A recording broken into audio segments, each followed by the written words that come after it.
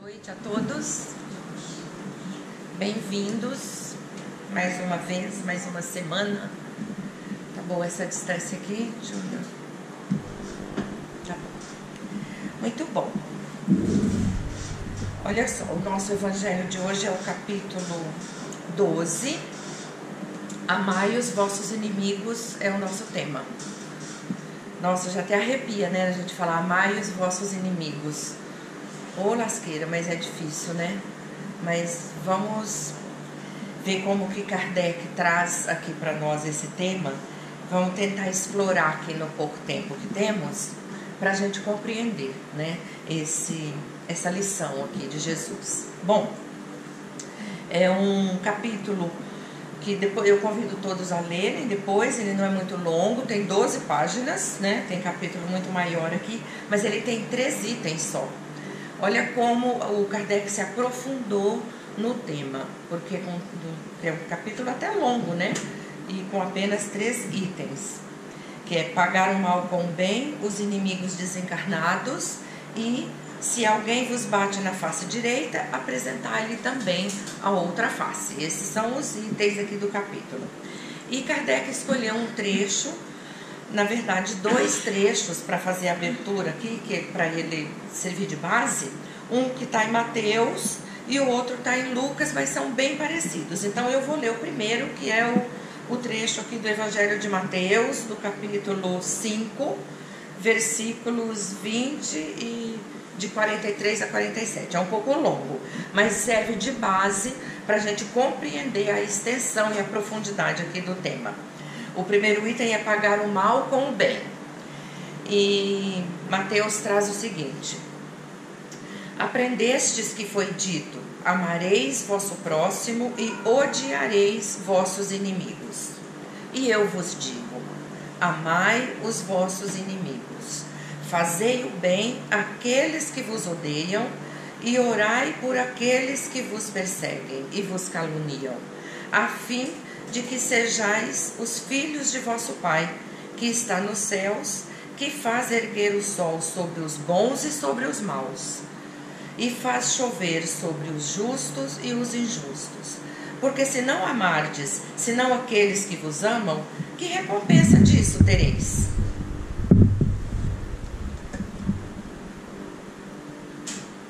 Os publicanos também não fazem isso? Eu vos digo que se a vossa justiça não for mais abundante que a dos escribas e dos fariseus, não entrareis no reino dos céus. Se a gente parasse aqui, já dava para a gente explorar nesse tempo que nós temos aqui, porque tem informação de sobra, né? Então, eu gosto sempre de contextualizar para tirar um pouco o peso, né? Porque quando a gente fala amai os vossos inimigos, a gente já pensa, eu não consigo. Ah, não, como é que Jesus me bota numa fria dessa? Pedir para eu amar os inimigos, gente? Eu não consigo, não. A gente já pensa assim, né? Então, bora dar uma explorada para a gente ver que não é bem assim, que dá para a gente conseguir. Primeiro, quando aqui Jesus disse aos apóstolos, vocês aprenderam, né? Aprendestes que deves amar o próximo e odiar o inimigo. Também não é bem assim. A gente já viu aqui no Evangelho, Kardec, lá no capítulo 23, que é o capítulo Estranha Moral, ele fez uma notinha de rodapé sobre o verbo odiar. A gente já comentou isso aqui. Por conta da pobreza da língua, voltando no tempo, e das traduções, o odiar não tem o significado de ódio que a gente conhece hoje na nossa língua. O odiar vem lá de uma palavra hebraica que provavelmente Jesus deve ter falado esta palavra, que é mizaim, que significa não amar tanto quanto. Olha a diferença de odiar para não amar tanto quanto. Por exemplo, eu gosto de flor e eu tenho em casa algumas flores, uns pés, né, de flor. Eu gosto da flor, mas isto não me impede de cortar essa flor e botar num vaso. Agora, se eu amo a flor, eu não vou prejudicar, eu não vou cortar, eu vou cuidar, eu vou tirar as ervas daninhas, eu vou regar, não é assim? Porque eu amo a flor, eu prefiro que o pé fique lá inteiro me dando flor. Então olha a diferença do gostar e o amar. Então não amar tanto quanto aqui no Evangelho e na Bíblia aparece como odiar. Então, para a gente tirar um pouco o peso da semântica e do significado da palavra, né? Outra coisa que também nesse trecho de Mateus chama a atenção nossa é a questão do inimigo. Quer dizer que quem não é meu amigo é meu inimigo? Não, né? Então eu tenho amigos e eu tenho não, e convivo com não amigos. Não é porque não é meu amigo que é meu inimigo. Então isso também já tira um pouco do nosso ombro o peso do amar os vossos inimigos. Porque se quem não for meu amigo for meu inimigo, lascou. Um monte de gente é meu inimigo. A gente convive no trabalho, na vizinhança, na família, não convive com gente que a gente não gosta tanto assim, mas não chega a ser meu inimigo. Não é tão pesado assim, não é? Então, aí já fica mais próximo da gente conjugar o verbo e de nos aproximarmos um pouco mais de pessoas que são desafetas nossas, pessoas que a gente não tem um relacionamento próximo, que a gente não gosta. E só para finalizar aqui o comentário da introdução, quando Jesus diz assim: se a vossa justiça não for abundante, quer dizer, se ela não for acima, se ela não estiver superior à justiça dos fariseus e dos escribas, não entrareis no reino dos céus. Então, o que significa isso? Significa que os fariseus e os escribas daquele tempo, eles seguiam rigorosamente o que eles chamavam de a lei. O que era a lei? Eram os 613 mandamentos e proibições da Torá. Eles seguiam como seguem até hoje, né? E apenas aquilo, para eles estava legal. Eu fiz tudo que está na lei, então eu estou de bem com Deus. Para Deus, não. Então, quando Jesus fala, se a sua justiça for igual a deles, você não vai entrar no reino dos céus. Porque a sua justiça tem que ser a justiça de Deus. E a justiça de Deus brota do nosso coração. É a justiça que vem da lei do amor, das leis de Deus que a gente segue. Então, eu acho que é importante essa observação. Por quê? Porque quando a gente lê o Evangelho, a gente precisa aprender a começar a investigar, para não levar tudo ao pé da letra. Porque eu acho que é isso que afasta, muita gente desestimula ao estudo da doutrina e a aproximação mesmo, né, do que é divino. Porque a gente se acha muito pequeno, muitas vezes perto, né, do que a gente enxerga aqui. Então, voltando aqui para o nosso tema central, que é amai os vossos inimigos, né, depois deste preâmbulo aí, para ficar um pouco mais leve, o que é o amai os vossos inimigos? Na justiça de Deus, no ensinamento de Jesus, é não odiar, é não ter rancor com aqueles que julgamos nossos inimigos, né? Aqueles não tão amigos, aqueles que a gente não gosta tanto. É não desejar o mal para aquela pessoa. Então veja que Jesus sabia muito bem o que ele pedia para nós. Ele sabia que ao pé da letra amar os inimigos era algo que era difícil há 2000 anos e ainda é até hoje, não é verdade? A gente está assistindo televisão e vê que entrou um ladrão na casa de alguém, matou, roubou. A gente fala, nossa, que Deus o perdoe, que ele siga o caminho e se reeduque. A gente fala isso? Claro que não. A gente manda ir para vários lugares, não é? A gente deseja e fala um monte de coisa, porque é meio humano isso. Então, amar os vossos inimigos é não desejar o mal, não desenvolver o ódio, não nutrir o rancor, a inveja. Vocês sabem que tem um estudo recente de um cientista, um grupo de cientistas japoneses, que eles descobriram que uma coisa que já era sabida, no nosso cérebro, a gente tem uma região que todas as vezes que eu estou num processo de alegria, recebi um prêmio, ganhei um presente que eu queria, ganhei um neto, um filho, casei, quando estou num momento de muita alegria, tem uma área do nosso cérebro que ela é ativada, como se ela acendesse. Esse cientista descobriu que quando eu tenho alguém que eu não gosto, que eu me comparo com ele, sabe aquela invejinha de alguém que eu acho que é melhor do que eu e eu fico com raiva? Quando essa pessoa se dá mal, essa mesma área do cérebro é ativada. Ou seja, a gente fica feliz com a desgraça do outro. E isso é humano, isso é fisiológico, isso é um mecanismo neurocognitivo. Então é nosso isso. Por que eu estou falando isso? Então o caso está perdido, né, Selma? Ué, tem que fazer o quê? Tirar o cérebro? Não. É aí que entra o potencial nosso da espiritualidade. É aí que entra o remédio que a gente tem, que a gente lê toda semana aqui e deve ler na nossa casa. Porque este remédio nos aproxima do divino e das coisas espirituais. E à medida que eu me aproximo, eu vou me afastando dessas coisas puramente humanas daqui. Porque se eu não consigo, do ponto de vista fisiológico, fugir de algo que ainda faz parte da minha evolução biológica, mas eu tenho um amparo espiritual na lei de Deus, um amparo espiritual no Evangelho de Jesus.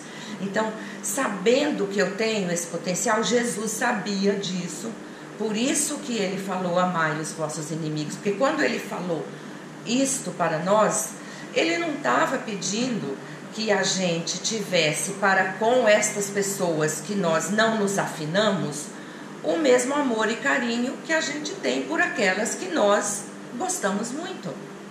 Não é a mesma coisa. É a história do não amar tanto quanto, é a história do ponderar e relativizar o significado das coisas.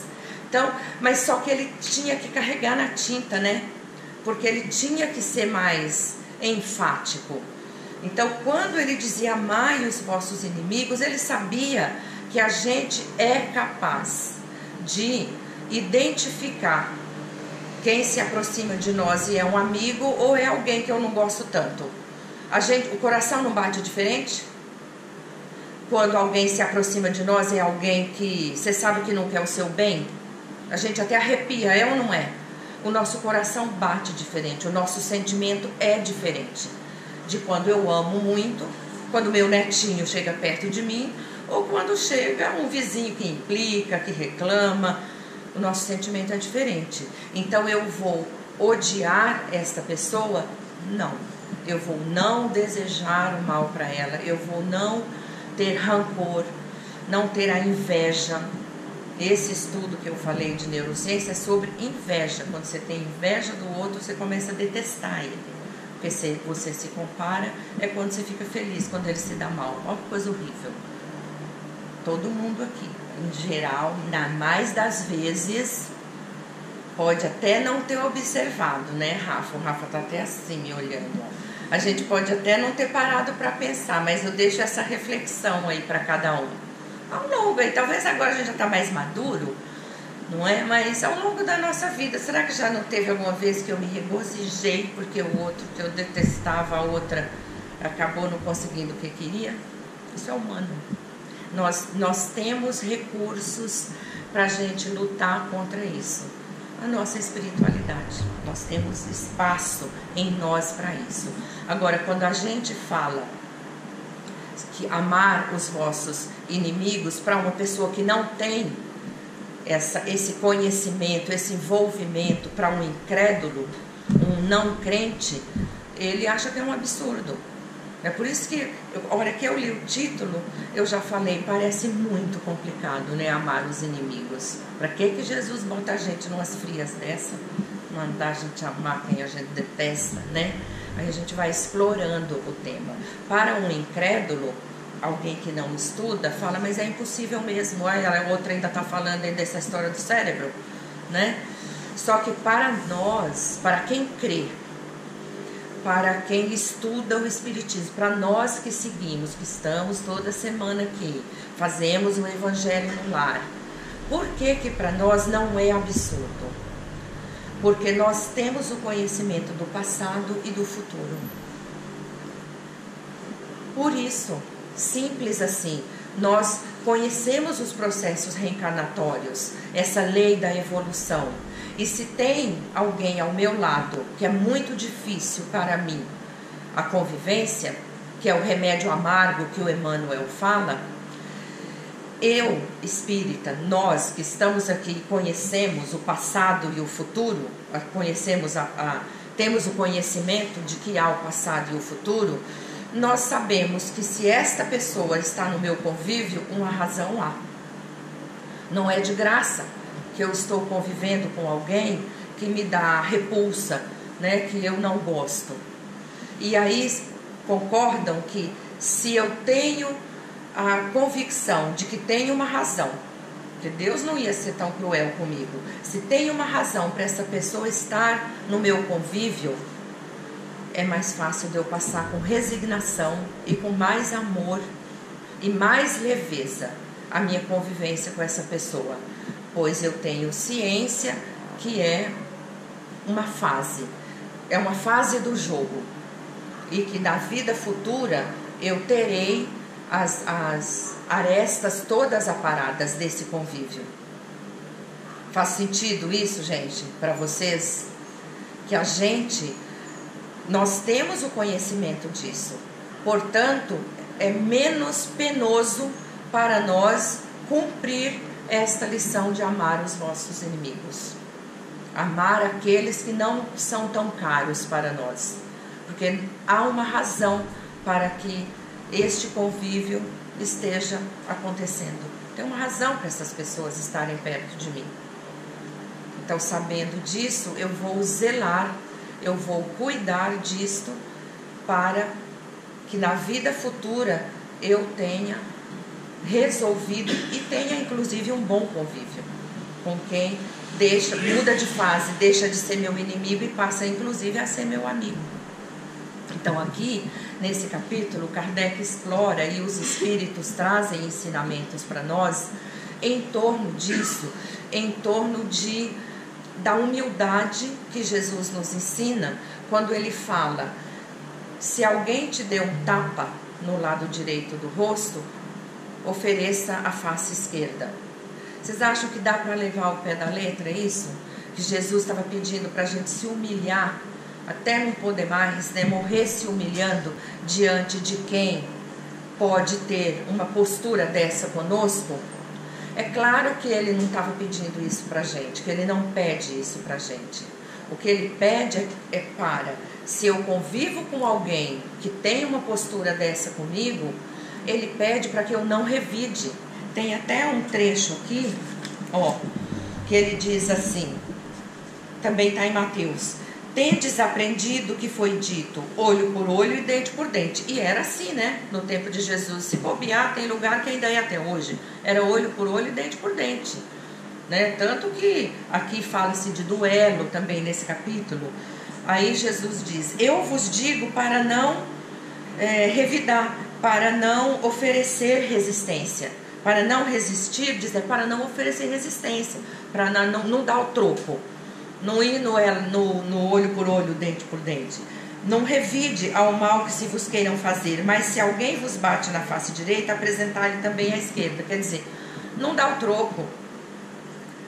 Não revide. Se você consegue vibrar amor, vibre amor.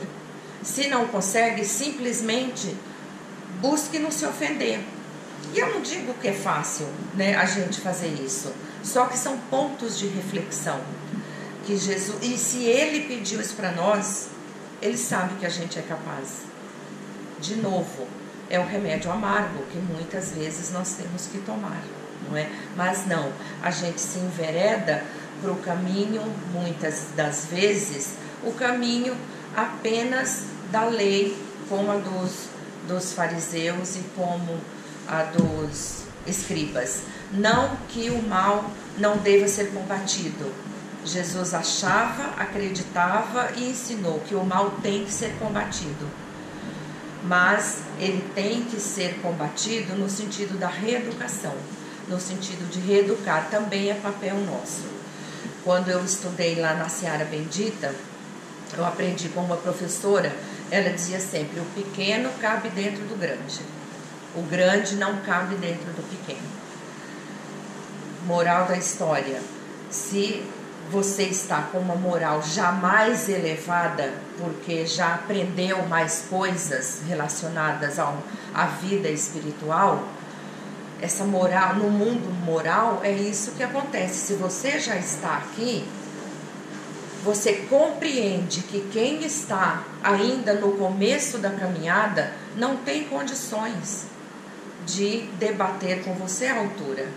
Então, ao invés de humilhar, ao invés de odiar, de se regozijar com a infelicidade do outro, o ensinamento é a gente se aproximar ou, ao invés disso, se não é possível, pelo menos não revidar a ofensa. Porque a gente consegue compreender que estamos num patamar que já nos dá esse recurso, para que a gente não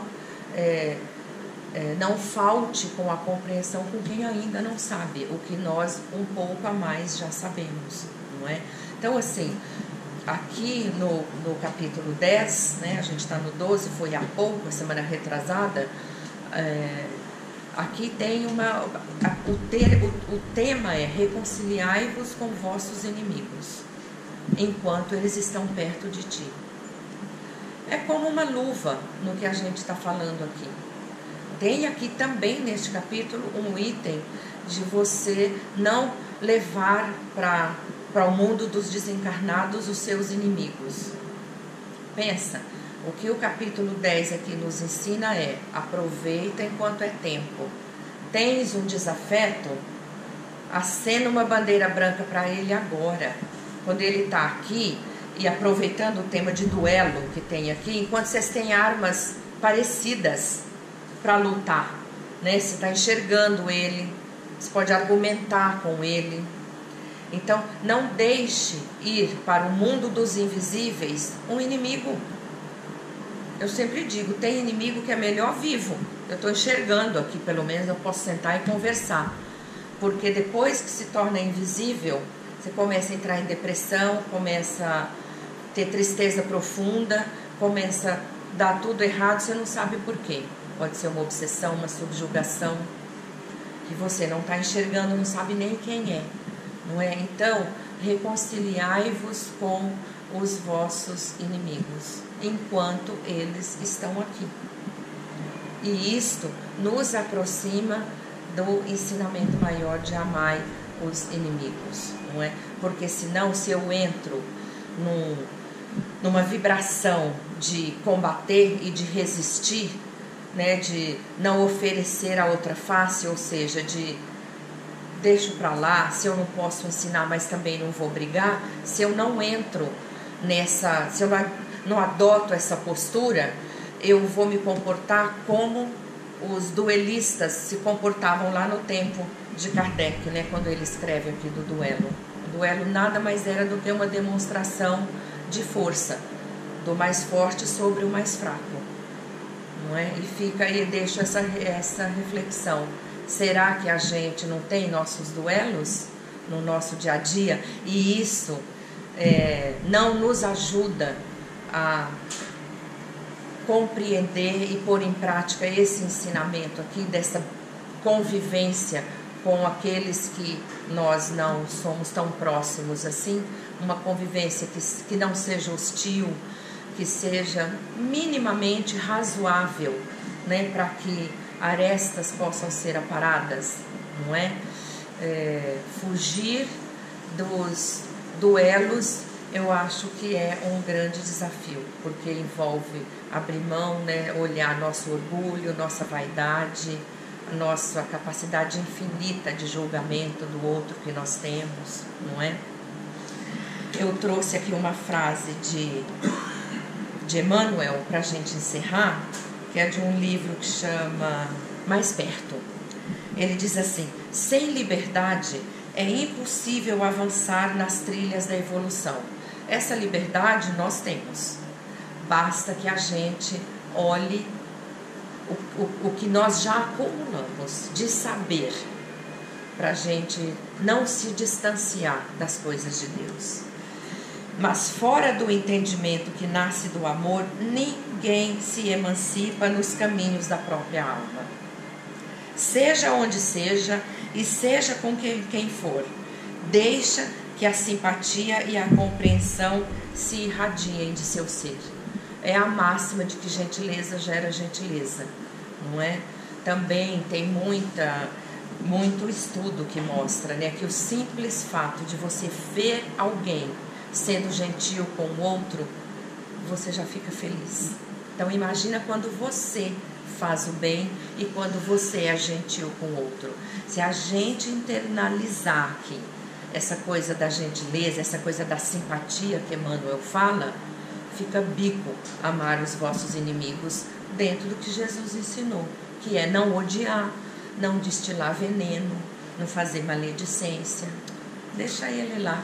Se eu não puder ajudar, mas também não vou pisar no ombro e empurrar mais para baixo.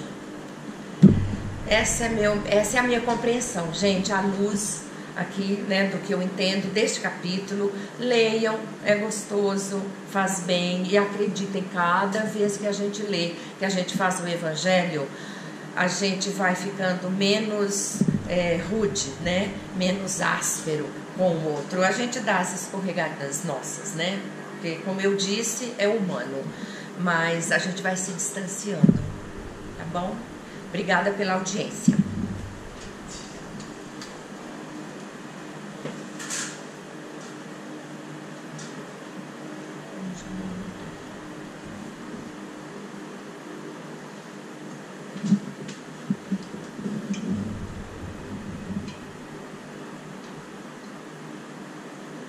Boa noite a todos.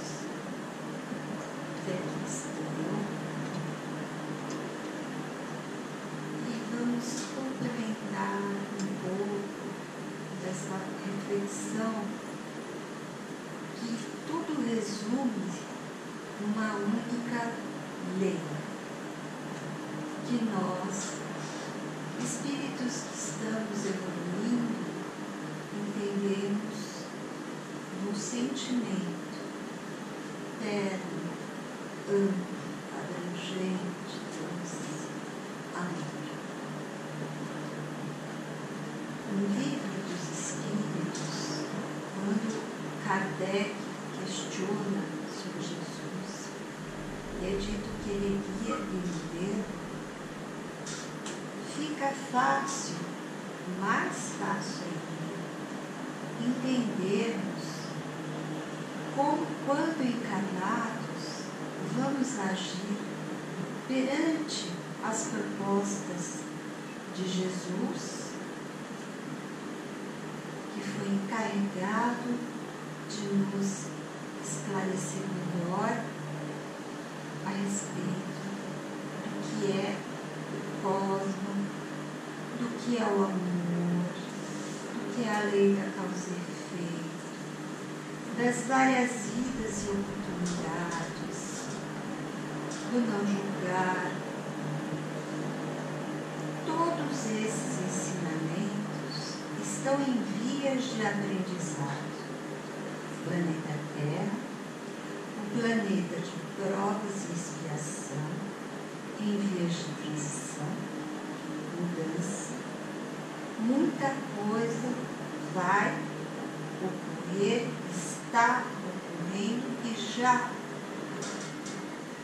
E tem no plano espiritual, nós aqui humildemente, no nosso pequeno trabalho, elaborando de forma que vocês possam sentir que não é só a injustiça, a dor e o sofrimento que se faz presente,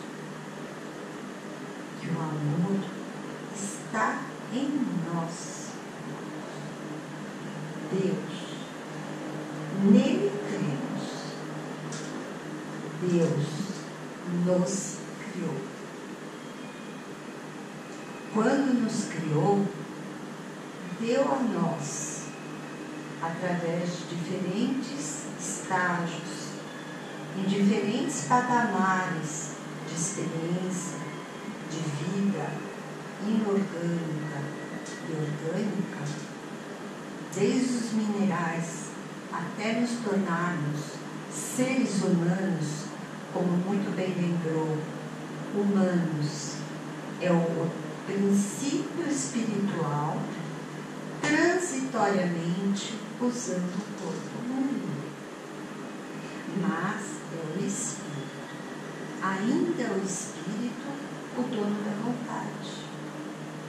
Nós, espíritos, encarnados ou não, temos o livre-arbítrio, a escolha, a vontade. E é aí que nós temos que tomar cuidados, analisar, refletir, fazer até algumas experiências.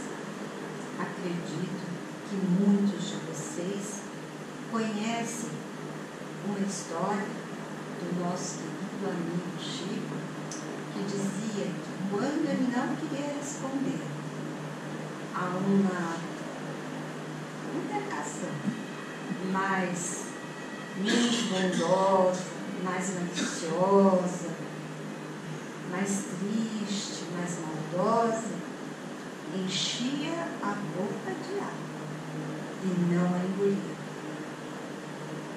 para não chegar ao patamar do agressor, daquele que o ofendeu, que o deixou triste. E hoje sabemos, através dos conhecimentos da doutrina que abrange a filosofia, a ciência e a religião, que se nós não podemos chegar ao outro de forma passiva, é melhor que fiquemos onde estamos. Ou seja, nunca, se fosse possível, vibrar na mesma sintonia daquele que julgamos, porque julgamos como inimigo, ou não tão amigo, ou meio amigo, ou colega, ou aquele familiar não tão querido, mas que nós não devemos e não podemos mais nos machucar, chegando ao mesmo padrão vibratório. Porque todas as palavras e todas as ações criam em volta uma atmosfera espiritual. E nós somos os responsáveis por isso que está sendo construído em nossa volta. Quando colocamos muito fermento no bolo, ele cresce. Mas se a gente não colocar os ingredientes necessários, ele só cresce. Ao tirar do forno, ele murcha. A nossa estrada evolutiva nos mostra. Temos sim essa capacidade, porém, do perdão, da gratidão, da compreensão, de tudo que poderia nos ajudar como tijolinhos a construir o verdadeiro amor. Mas o amor pleno, só os espíritos superiores o conhecem.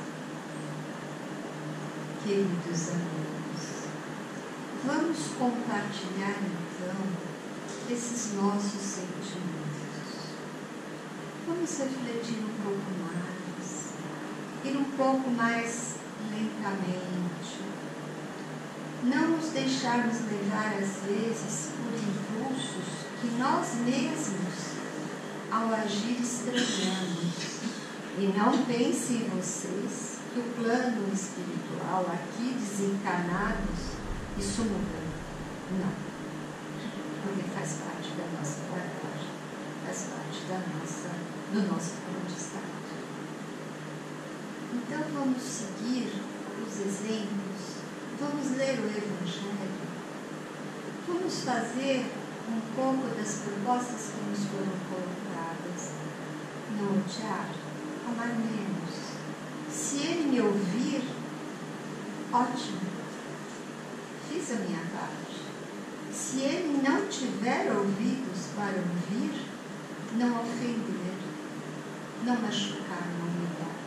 Apenas fique aonde você está. Porque a lei da causa e efeito está na mão de Deus. E ele, de alguma forma, o outro, o próximo, vai aprender a lição que lhe é necessária, que lhe é cabível. Vamos tentar, quando aí encarnarmos, resolver esses dilemas. Mas também não precisamos colocar-nos em situação de ansiedade, de desespero, de baixa autoestima, de arrependimentos que podem nos levar a atitudes não sinceras. Vamos apenas usar instrumentos que temos certeza que vamos colaborar. Oremos, vigiemos, pensemos e deixemos do nosso coração, da nossa experiência enquanto espírito encarnado, fluir aquilo que nós gostaríamos de receber. Vamos deixar que o próximo, que está tão próximo, porém se faz distante, porque o assim o quer, siga o seu caminho. E nós, se possível, ao orar, oremos por eles também. Assim, queridos amigos, digo a vocês que tenham bastante fome, que alimentem as suas esperanças. Não deixem se levar pela tristeza e nutram a sua alegria. Porque quando dizemos, eu creio em Deus, eu estou dizendo, eu creio que estou evoluindo, que vou melhorar como espírito e um dia, como espírito puro, vou continuar ajudando a todos os meus irmãos, que é a humanidade, que engloba todo o cosmos que o Pai Maior nos deixou por herança.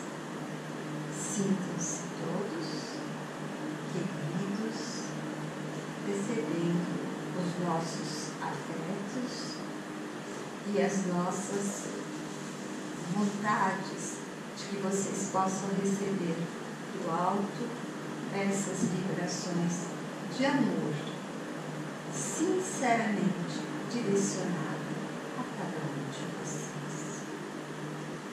Que Deus abençoe a todos nós.